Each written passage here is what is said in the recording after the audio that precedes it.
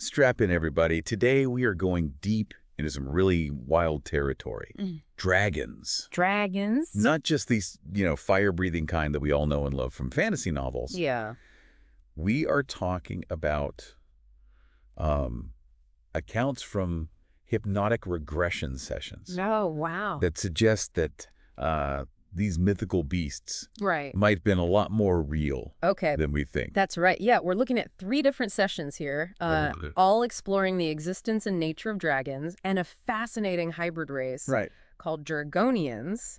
Now, I know what you might be thinking. Yeah. Hypnotic regression. Yeah. Is that really reliable? I have to admit, that was my first thought, too. Yeah. But here's the thing. These sessions were all done independently.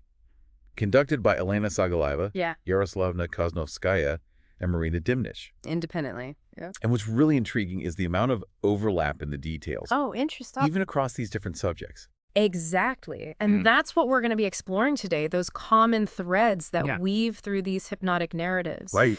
Because if these accounts are even partially accurate, they could completely overturn our understanding of history, mythology, and even our own reality. Okay, so let's start with the big question here. Were dragons real? The big question. Because it seems, from what I've gathered, all 3 sessions seem to point in that direction. They do. And not just as mythical symbols or archetypes, but as actual physical beings that existed on Earth in the distant past. One session conducted by Koznovskaya with a subject named Svetlana described dragons as instrumental in the planet's early formation, working with the raw energy of a young Earth. So hold on. You're saying that the very ground we walk on the mountains and valleys might have been shaped by these dragon beings.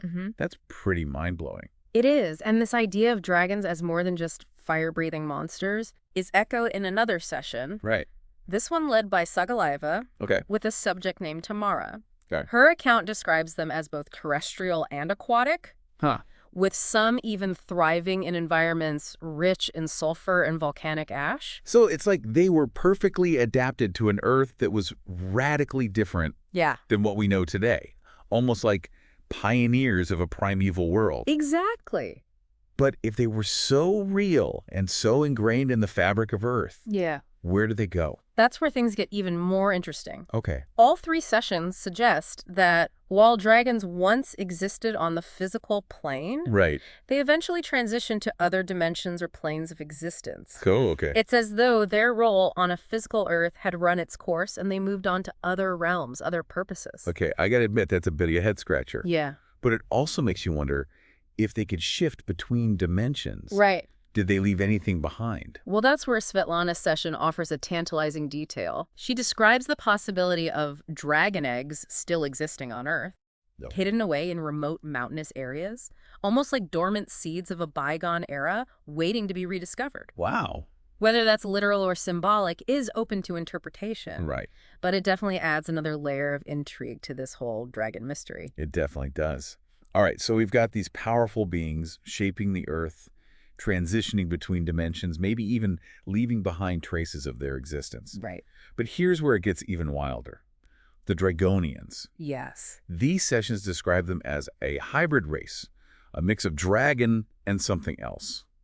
And that's where the stories get really interesting, right? Absolutely. Because while all 3 sessions agree that Dragonians were intentionally created as a powerful, controlled army, the details about their origins and purpose diverge in some fascinating ways. Okay. Let's start with Tamara's session. Okay, let's hear it. What did Tamara experience? Tamara's session dives right into the thick of it, suggesting that Dragonians have been intertwined with human history for longer than we might imagine. She specifically points to their involvement in World War II. World War II, really? Yeah, but not in the way you might expect. Okay, wait, are we talking dragon dogfights over the battlefields of Europe? Not quite, according to Tamara. The Dragonians were operating on a more subtle, energetic level during the war, feeding off the immense stress, fear, and negative emotion generated by the conflict. Wow, so you're saying no physical warfare, but something more like psychic manipulation. Exactly. That's a little disturbing to think they might be feeding off human suffering. It is, and it raises some unsettling questions about the nature of their connection to humanity. Yeah. Are they simply opportunistic parasites drawn to our darkest moments, or is there something more deliberate, more sinister at play? Right. And what about their origins? Did Tamara shed any light on who or what created these beings? Her session describes the Dragonians as being intentionally created by a hierarchy of higher beings, almost like a cosmic military force designed for a specific purpose. She even uses the term universal soldiers to describe them, emphasizing their adaptability, their advanced technology, and their cold, calculated intelligence. Universal soldiers. That sends chills down my spine. Hmm. It makes you wonder if they were created by these higher beings. What was their mission? And could it still be in progress even now? Those are questions that Tamara's session doesn't fully answer, but it does offer a glimpse into the unsettling potential of these beings, their ability to operate on levels we can barely comprehend, and their potential to manipulate events from behind the scenes. Okay, so we've got Tamara's account of Dragonians as energy parasites and cosmic soldiers. But what about the other sessions? Did they offer any insights into what Dragonians look like or where they came from? They did, and this is where the idea of those common threads gets really interesting, because while the details differ, there's a consistent sense that Dragonians are a hybrid race-blending dragon DNA with something else. With something else. But what that something else is, that's where the accounts diverge. Oh, this way it gets really fascinating. So we've got dragons plus what? Fill me in. Well, as we discussed, Tamara's experience points to the Dragonians being a blend of dragon and some other humanoid race. Okay. But Valeria, the subject in Dimnik's session, sees something completely different. Her account describes a serpent-like being combined with the dragon. Wait a minute. So we're talking about two completely different hybrid origins. That's a pretty significant discrepancy. It is, and it raises a few possibilities. Perhaps there are multiple types of Dragonians, different models designed for different purposes, or maybe the nature of hypnotic regression allows for individual interpretations with each subject filtering their experience through their own personal lens. That's a good point. It's like trying to piece together a puzzle with some missing pieces, relying on subjective accounts to fill in the gaps. But even with these discrepancies, there seem to be some common themes that emerge across all the sessions. You're absolutely right. Despite those differences in their perceived origins, all three accounts agree on a few key aspects of the Dragonians. They all describe them as possessing a cold, calculated intelligence, a focus on strategy and military tactics, and this unsettling ability to manipulate energy and influence human events. Okay, so we've got this image of the Dragonians as cunning, strategic, and potentially dangerous beings, regardless of their exact origin story. But one thing that really stood out to me in all three sessions was this concept of territory. It seemed to be a recurring theme, almost an obsession for both dragons and Dragonians. You've hit on a crucial element. Territory seems to be a core concept for both dragons and Dragonians, both in the physical and astral realms.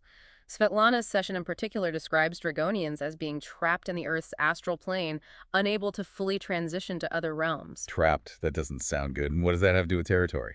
Well, according to Svetlana, these Dragonians are fiercely territorial, constantly vying for control and dominance within the astral plane. They survive through what she calls interference, essentially latching onto and feeding off human energy. Hold on, you're saying they're stuck here feeding off us like some sort of psychic parasites. Mm-hmm.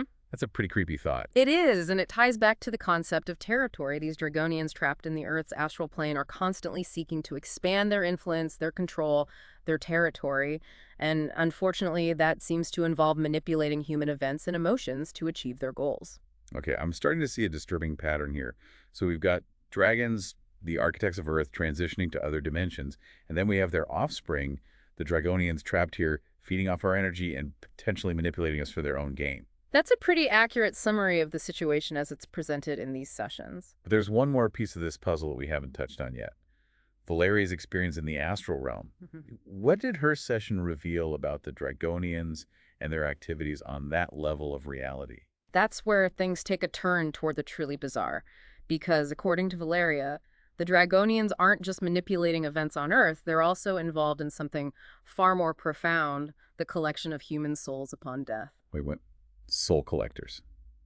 That sounds straight out of a science fiction novel. What exactly did she see? Valeria described the Dragonians as acting like gatekeepers in the astral realm, stationed at points of transition, essentially gathering souls as they leave their physical bodies. Okay, it's a pretty intense image. It's like they're waiting for us on the other side, but why? What would they want with our souls? That's the million-dollar question, isn't it?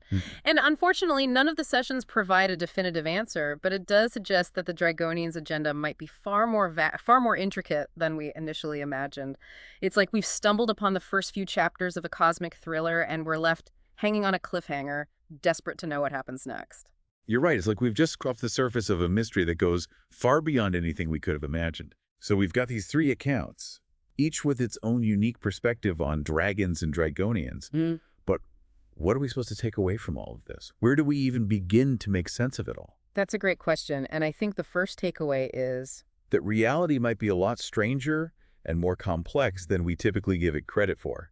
I mean, these sessions, whether we accept them as literal truth or symbolic narratives, they force us to confront the possibility that there are forces at play that we don't fully understand. Exactly. It's a reminder that the world is full of mysteries and that what we perceive as reality is often just a tiny sliver of a much larger picture.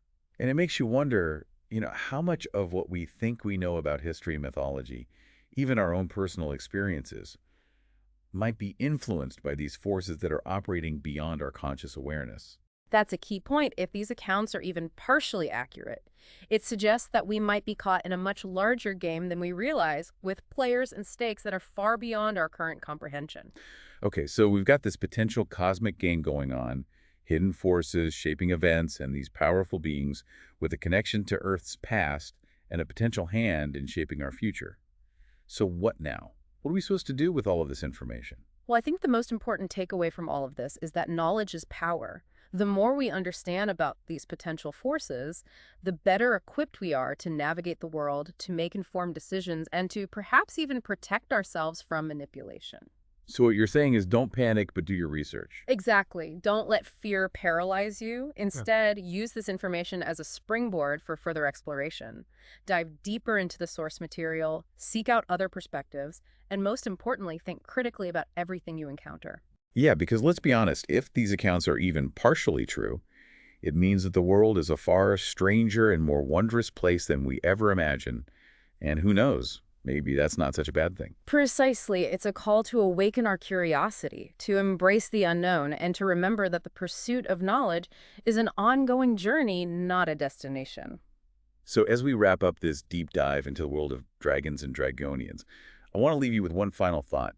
If these beings intentionally projected a distorted image of themselves into human consciousness, fire-breathing monsters and all that, what other information or events in our history might be influenced by forces beyond our current understanding?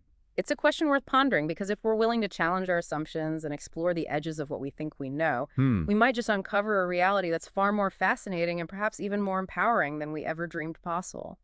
Thanks for joining us on this deep dive. Until next time, keep questioning, keep exploring, and keep an open mind.